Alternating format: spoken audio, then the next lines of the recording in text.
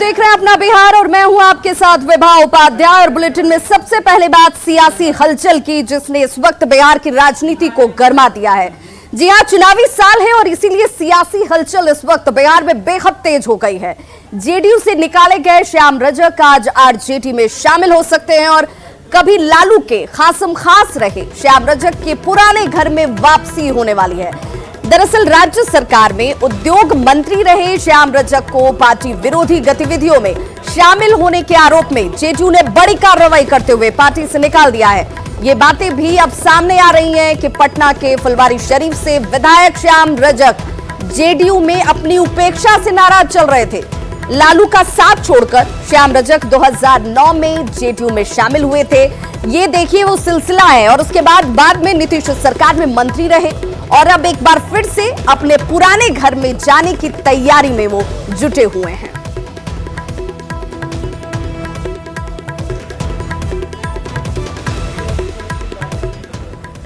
तो ऐसे में ये श्याम रजक की नाराजगी है, अति महत्वाकांक्षा है या फिर वक्त की नजाकत है, क्या कुछ है, लेकिन इस नाराजगी को समझने की जरूरत है। जेडीयू का बीजेपी से गठबंधन होने से वो बेहद नाराज थे। इस नाराजगी को इस रूप में देखा जा रहा है। समय समय पर नाराजगी से लेकर वो जताते भी रहे थे। श्याम रजक के विधानसभा क्षेत्र में अल्पसंख्यक वोटर जो हैं उनकी संख्या ज्यादा है। चुनाव में अल्पसंख्यक वोट नहीं मिलने का उन्हें डर सता रहा था और ये भी एक बड़ी वजह इसके पीछे की मानी जा रही है। लेकिन कभी लालू के बेहद खास रहे, खासम खास रहे, उनके बेहद नजदीकी रहे श्याम रजक, इसलिए एक बार फिर से आरजेडी में अपने घर में वापसी के लिए पूरी तरह से तैयार नजर आ रहे हैं। तो हालांकि अब ये देखना होगा कि ये घर वापसी जो है वो क्या उतना उनके विश्वास पर, उनकी महत्वाकांक्षा पर खरी उतरती है, क्योंकि इसके पीछे की कई बातें जो हैं अब खुलकर सामने आनी शुरू हो गई हैं।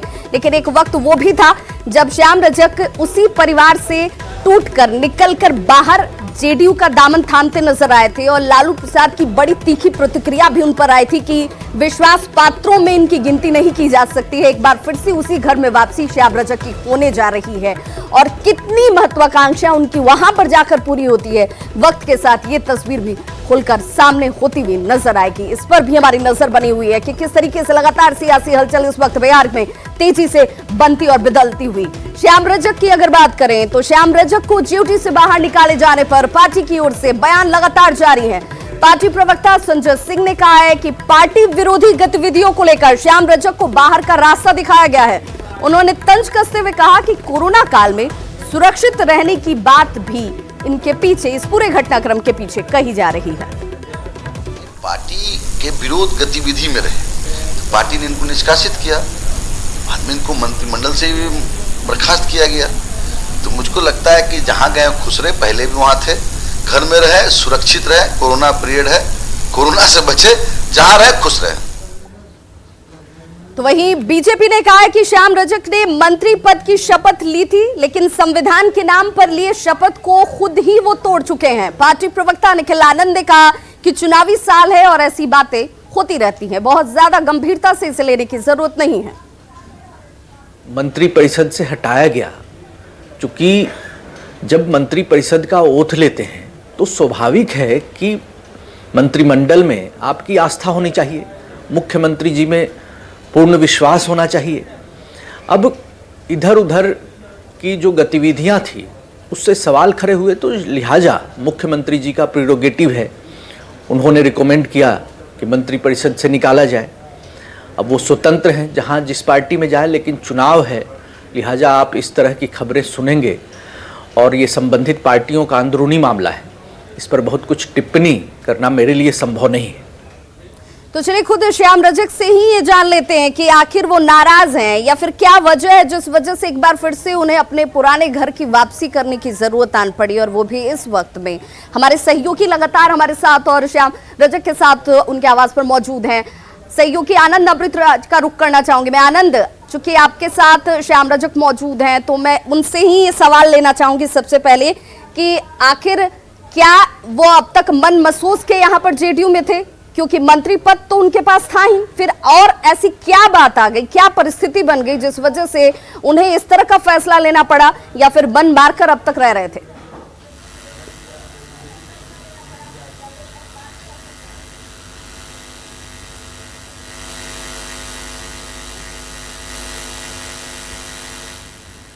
तो देखिए तकनीकी कुछ खामी आ रही है, आवाज नहीं पहुंच पा रही है, लेकिन हम अपने दर्शकों को जरूर बताना चाहेंगे कि इस वक्त चुनावी हलचल तेज है, क्योंकि बिहार में इस साल चुनाव है और चुनाव को लेकर के ये गहमा गहमी अमूमन देखने को मिलती है कि एक परिवार से कोई शख्स किसी वजह से नाराजगी इसके पीछे की वजह आ जाए, महत्वाकांक्षा इसके पीछे की वजह आ जाए, जिन भी परिस्थितियों का जिक्र किया जाए, लेकिन एक दल से दूसरे दल में जाने का सिलसिला बदस्तूर चलता रहता है। लेकिन इस वक्त जिनका नाम, जिस शख्स का नाम इस वक्त सामने है, क्या कुछ उन्होंने कहा है वो तस्वीर भी, और ऐसे में सीधे हम आपको दिखाते हैं कि क्या कुछ वो कह रहे हैं। महिलाएं असुरक्षित हो रही है, हमारी बच्चियां जिस तरह असुरक्षित हो रही है, हमारे मजदूर असुरक्षित हो रहे हैं, हमारा नौजवान बेरोजगारी के हाल में बेहाल है, तो सामाजिक न्याय के साथ हम कोई समझौता नहीं करेंगे। और भावुकता की वजह क्या है, भावुक क्यों है? ये कि 10 साल मैंने बर्बाद किया और मैं पुनः जो छोड़ करके गया था, मुझे लगता था कि यहाँ कुछ सुधार होगा, लेकिन और बर्बाद हुआ।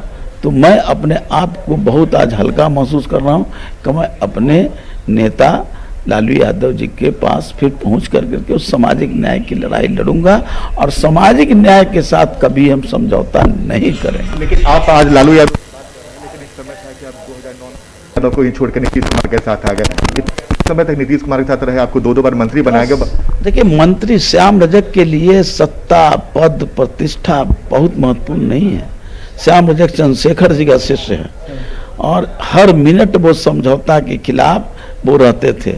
कई बार उन्होंने त्याग पत्र दिया था। याद कीजिए, संसद में जब वो इस्तीफा दे रहे थे तो राजीव गांधी जी ने विपक्ष के नेता के, माने उनके सहयोगी नेता के रूप में लेकिन श्याम जी, सवाल ही उठ रहा है कि ये चर्चा है कि फुलवारी शरीफ से आपका विधानसभा का टिकट काट दिया गया था, आपको विभागीय सचिव से पटरी नहीं बैठे थे, इस वजह से आप नाराज होकर पार्टी छोड़ रहे हैं। कहते रहे कि यहाँ संविधान की धज्जियां उड़ती है, हमारा ही रात में सुना कि बर्खास्तगी हो गई, तो हमको लगा कि कौन फिर पार्टी का संविधान क्यों लिखा जाता है, क्यों जो प्राथमिक सदस्य लेता है वो संविधान की शपथ लेता है। जब संविधान में है कि किसी को आप निकालते हैं तो उसके पहले उनको शोकत दिया जाता है। और राष्ट्रीय परिषद, अगर मैं राष्ट्रीय परिषद का सदस्य हूँ, नीतीश कुमार जी का नॉमिनेशन जब हुआ राष्ट्रीय अध्यक्ष का, तो उस नॉमिनेशन फॉर्म पर मेरा भी दस्तखत है। लेकिन श्याम जी, परिस्थितियां देखिए, लंबा समय 10 साल तक आप नीतीश कुमार के साथ भी रहे, अगर आपको गलती लग रहा था तो आप शुरुआत में कोई बड़ा मैं हर बार उनको सलाह देने का काम किया कि यहाँ ये गड़बड़ी हो रही है। आज आप जान लीजिए, हमने इस बात को कहा और 2 अप्रैल का वो घटना याद होगा, और उसके बाद में दलित जो समुदाय के जो जनप्रतिनिधि थे उसके साथ भी बैठक किया और माननीय मुख्यमंत्री को हमने कहने का काम किया कि बहुत अत्याचार हो रहा है दलितों के साथ। और आज जो आयोग है, चाहे बीपीएससी आयोग हो, कर्मचारी चयन आयोग हो, तकनीकी आयोग हो, पुलिस सेवा आयोग हो, किसी में अनुसूचित जाति का, वर्ग का कोई सदस्य नहीं है, जबकि कानून है। बिल्कुल श्याम जी, अगर ये समय, ये तो लंबे समय से नहीं हो रहा होगा, अगर आप जैसे आरोप लगा रहे हैं, अब जब चुनाव का समय आ गया, माना यह जा रहा है कि आपके लिए फुलवारी शरीफ सेफ नहीं रहा था, आपको टिकट नहीं मिला था, इस वजह से आप फुलवारी की जनता का जितना अथाह प्रेम और विश्वास है, उस पर मुझे गर्व है। मैं मर भी जाऊंगा तो उस ऋण को चुका नहीं सकता। आनंद, जरा श्याम रजक से ये भी मैं वहाँ जरा श्याम रजक से ये भी पूछिए कि उनके ऊपर तो ये भी आरोप है, या अब तक की जो परिपाटी देखने को मिल रही है, जब वो जिसके बेहद करीब नजर आते हैं, अचानक वो एन मौके पर, चुनाव से पहले उसका दामन छोड़ देते हैं, फिर उन पर विश्वास कैसे किया जाए? उस समय मेरे खिलाफ था, जब मैं राजद से लड़ा था। बिल्कुल देखिए श्याम जी, एक सीधा सा नजदीक थे तो आप उनके सबसे खास हुआ करते थे, और लालू यादव को सबसे ज्यादा जरूरत थी, आपने लालू यादव के साथ छोड़ दिया। अब इस वक्त नीतीश कुमार के बेहद खास माने जाते हैं, अब जब चुनाव का समय आ गया, पार्टी बदल गई, तो आपका इमेज तो दल बदलू वाली स्थिति हो गई। देखिए, मेरा कौन क्या कहता है वो महत्वपूर्ण नहीं है, मेरा जो विचार है, मेरे अंदर जो आस्था है उन गरीबों के लिए, उसको हम नहीं बदल सकते। लेकिन ये चुनाव के समय ही ये आस्था क्यों नजर आती है? चुनाव है नहीं, चुनाव क्या है, चुनाव अभी क्या होना है, नहीं होना है, क्या होगा क्या नहीं होगा, अभी तो देख रहे हैं। लेकिन चुनाव के समय अगर आप फैसला लगे तो आप पे सवाल उठेगा ना, आपको 2 बार मंत्री नीतीश कुमार ने बनाया, किस चीज की कमी आपको रखी नीतीश कुमार ने? बनाना करें कि जब हमारा सचिव ही नियम की धज्जियां उड़ा रहा हो और माननीय मुख्यमंत्री जी को कहने के बाद, फाइल लिखने के बाद, उनको पीठ पर दिखने के बाद भी उनका कान में जू भी नहीं रहेगा, तो ये क्या दर्शाता है? आनंद, तो क्या 10 साल बाद उनको इस बात की समझ आई कि उनका फैसला गलत है? आपके बारे में ये भी चर्चा है कि फुलवारी शरीफ से किसी दूसरे को टिकट दे दी, इस वजह से आप नाराज हैं? देखिए, उद्योग विभाग, मैं बहुत ही घमंड नहीं करता, मैं घमंडी व्यक्ति नहीं हूँ। उद्योग विभाग पहले क्या था और जब मुझको जो मंत्री बनाया गया तब क्या हुआ, इस बात की प्रशंसा तो माननीय मुख्यमंत्री ने किया था।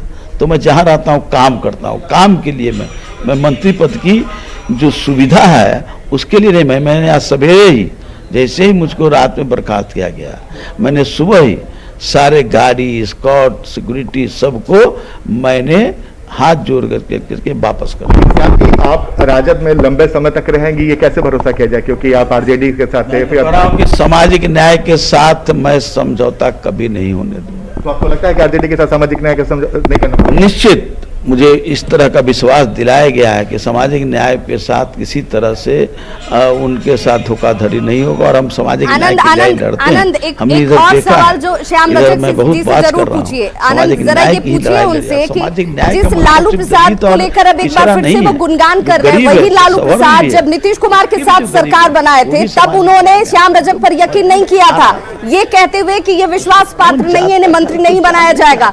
अब वो उसी लालू प्रसाद की दुहाई एक बार फिर से दे रहे हैं। एक महत्वपूर्ण सवाल ये भी है, जब 2015 में गठबंधन आपका हुआ था, महागठबंधन के साथ था, तो उस समय लालू यादव ने आपको मंत्री बनने से रोका था, ऐसी खबर आई थी। तो आप फिर उसी लालू यादव के पास जा रहे हैं, तो फिर कैसे आप भरोसा करेंगे? ये सब सिर्फ दीवा स्वप्न है और ये सब सिर्फ कहने की बात है। अगर मुझको लालू यादव जी ने मंत्री नहीं बनाया तो उस समय तो उन पर केस करने वाले ललन सिंह जी भी थे, हम उनका सम्मान करते हैं, उनको मंत्री बनाया। तो वो जो लालू यादव पर मुकदमा किया, लालू यादव जी आज भी वो कारावास में हैं, तो जो व्यक्ति ने किया उसको मंत्री बना सकते हैं। तो ये लालू यादव का नहीं, नेतृत्व का होता है। और जनता दल यू का जो कोटे से जो मंत्री था उसके अधिकार तो नीतीश कुमार जी को था, तो ये तो जिम्मेदारी उनकी है। लेकिन सर, कुछ दिन पहले तक आप लालू यादव पे हमला बोल रहे थे, तेजस्वी यादव पे हमला बोल रहे थे, और 1 महीने के बाद आप बोले, तो जनता के बीच तो भ्रम की स्थिति है ना, फिर कैसे भरोसा करेगी जनता? की स्थिति नहीं है। मैं लालू यादव के खिलाफ व्यक्तिगत रूप से कभी नहीं बोला हूं। मैं दल के जो विचार है, ये समय की नजाकत है। बहुत बहुत शुक्रिया, बहुत बहुत शुक्रिया श्याम रजक जी आपका भी, और सहयोगी आनंद अमृतराज आपका भी हमारे साथ जुड़ने के लिए। तो देखिए, चुनावी वक्त जब आता है तो हृदय परिवर्तन इस तरीके से और ज्ञान बोध अचानक से लोगों को और नेताओं को होने लगता है। इसी की एक बानगी इस वक्त श्याम रजक के बयानों में आप देख सकते हैं। इधर आरजेडी से भी निकाले गए तीनों विधायक, महेश्वर हजारी की बात कर लीजिए, ऐसे में ये फहरिस्त 3 विधायकों की है। आपको महेश्वर यादव, फराज फातमी, प्रेमा चौधरी, ये वो 3 नाम चेहरों के साथ आपके टीवी स्क्रीन पर जो विधायक आरजेडी को छोड़कर एक बार फिर जेडीयू में शामिल होने वाले हैं। और ये माना जा रहा है कि एक मंत्री वर्सेस 3 विधायक, ये दिखाने की कोशिश है कि कोई किसी से कम नहीं है। अगर आप हमारे खेबे में सेंध लगाते हो तो हमारी कुवत भी है कि हम आपके विधायकों को तोड़कर अपने साथ ले आए। अपने इन तीनों विधायकों पर आरजेडी ने एक्शन लेते हुए 6 साल के लिए नए पार्टी से बाहर का रास्ता दिखा दिया है। दरअसल चुनावी साल है और सभी दल की ओर से ये सियासी चालें बेहद तेजी से चली जा रही हैं। एक तरफ जेडीयू ने श्याम रजक को बाहर का रास्ता दिखाया तो आरजेडी ने भी बगावती रुख अख्तियार करते हुए अब इन 3 विधायकों को बाहर का रास्ता दिखा दिया है। महेश्वर यादव, फराज फातमी और प्रेमा चौधरी पहले से ही नीतीश सरकार की तारीफ करने के साथ साथ आरजेडी नेतृत्व पर लगातार सवाल खड़े कर रहे थे, हमला बोल रहे थे। इनमें फराज फातमी के पिता और पूर्व केंद्रीय मंत्री अली अशरफ पहले ही आरजेडी छोड़ नीतीश कुमार की पार्टी में शामिल हो चुके हैं। तो प्रेमा चौधरी ने भी मानव श्रृंखला में शामिल होकर पहले ही ये संदेश दे दिया था कि वो किसके साथ जा सकती हैं। इन सभी नेताओं के आरजेडी छोड़ने के कयास पहले से ही लगाए जा रहे थे और चुनावी वक्त पास आते आते तस्वीर भी अब साफ होती हुई।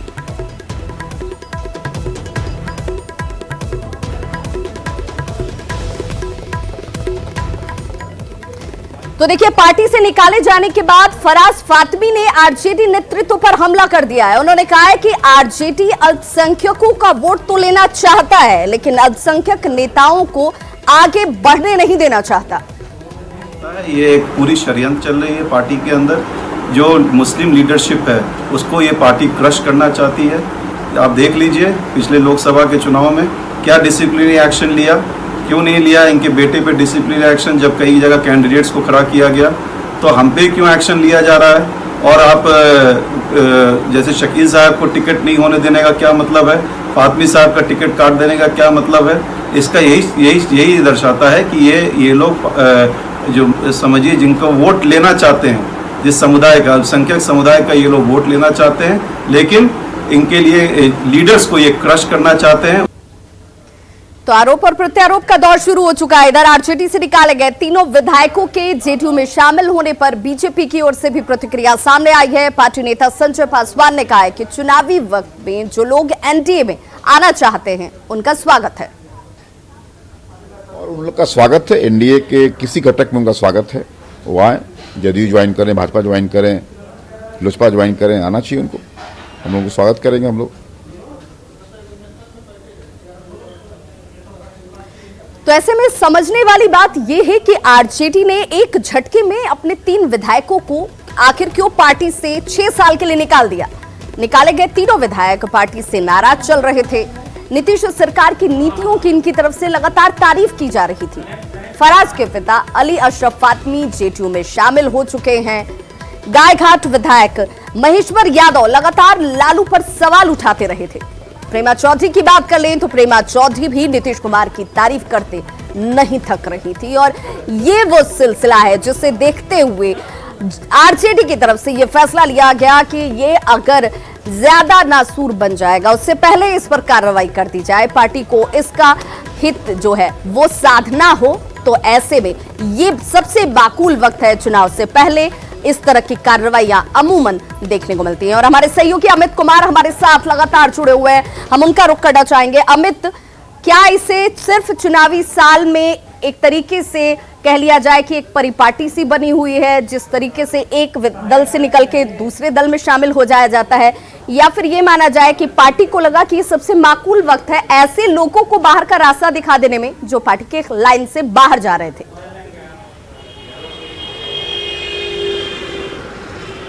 देखिए, बिल्कुल सबसे अहम बात यही रही कि आरजेडी ने इन तीनों विधायकों पे कार्रवाई करने में इतना वक्त क्यों लिया।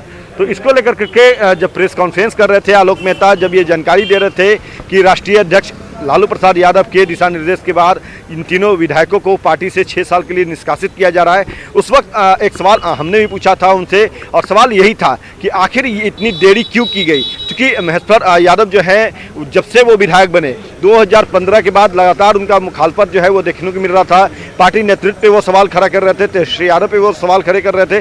तो आखिर 5 सालों तक, तकरीबन 5 सालों तक पार्टी ने उन्हें बर्दाश्त क्यों किया। दूसरा सवाल ये है कि जो प्रेमा चौधरी है वो भी लगातार पार्टी से अलग होकर के लाइन ले रखी थी। लगातार जो राज्य सरकार है, नीतीश सरकार है, उनका गुणगान वो कर रही थी। तो उन्हें भी पार्टी से निष्कासित करने में इतना वक्त क्यों लिया। फराज फातमी की जो बात है, तो ये पब्लिक डोमेन में आ चुकी थी बातें कि फराज फातमी जो है वो पार्टी की नीतियों से विरुद्ध चल रहे हैं, पार्टी गतिविधि जो होती है उसमें वो शामिल नहीं होते हैं।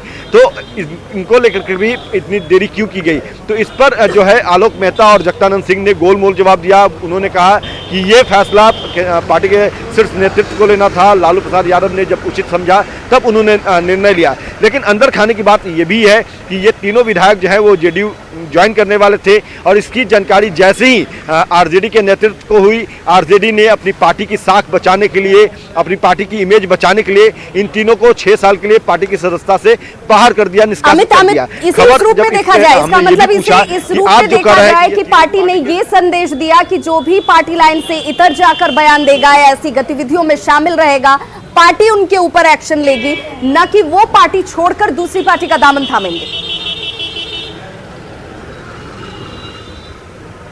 नहीं, देखिए यहाँ एक सवाल ये भी था हमने पूछा आलोक मेहता से कि आप ये कह रहे हैं कि ये तीनों पार्टी से लाइन से विरुद्ध जाकर कर काम कर रहे थे, इसलिए इन्हें पार्टी से बाहर किया गया है। तो पार्टी लाइन से अलग जो है वो चंद्रिका राय भी है, तो उनके खिलाफ क्यों नहीं कार्रवाई की गई, उन पर क्यों अभी जो है नरमी बरती जा रही है। तो यहाँ पे आलोक मेहता और जगदानंद सिंह दोनों असहज हुए। उन्होंने कहा कि इस पर भी जो निर्णय है पार्टी के शीर्ष नेतृत्व लालू प्रसाद यादव ही लेंगे। लेकिन कहीं ना कहीं एक सवाल तो बड़ा यहाँ खड़ा होता है कि आखिर ये तीनों जब जेडीयू के संपर्क में थे, खबर ये है कि 1 से 2 दिन में ये जेडीयू की सदस्यता भी लेंगे, तो जाहिर सी बात है कि ऐसे में पार्टी को अपना इमेज बचाना था, आरजेडी को अपनी इमेज बचानी थी, तेजस्वी यादव को भी अपना इमेज बचाना था। यही वजह रही कि इन तीनों को पार्टी से बाहर का रास्ता दिखाया गया है। एक्शन लेना ज्यादा माकूल इस वक्त है, ये सबसे महत्वपूर्ण था और इसीलिए इस तरह का फैसला पार्टी की तरफ से लिया गया। बहुत बहुत शुक्रिया अमित कुमार तमाम जानकारी के लिए।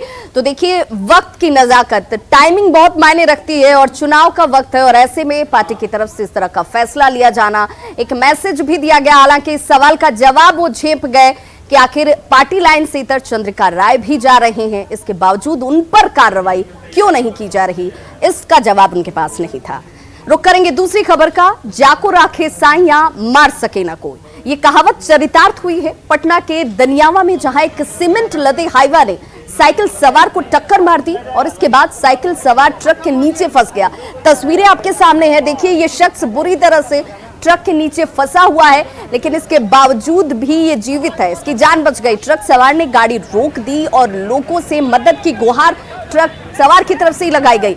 राह चलते लोग मदद के लिए आगे आए और फिर जेसीबी की मदद से ट्रक को जमीन की सतह से ऊपर उठाया गया और फिर इस साइकिल सवार को सुरक्षित बाहर निकाला गया। तो खबरों का सिलसिला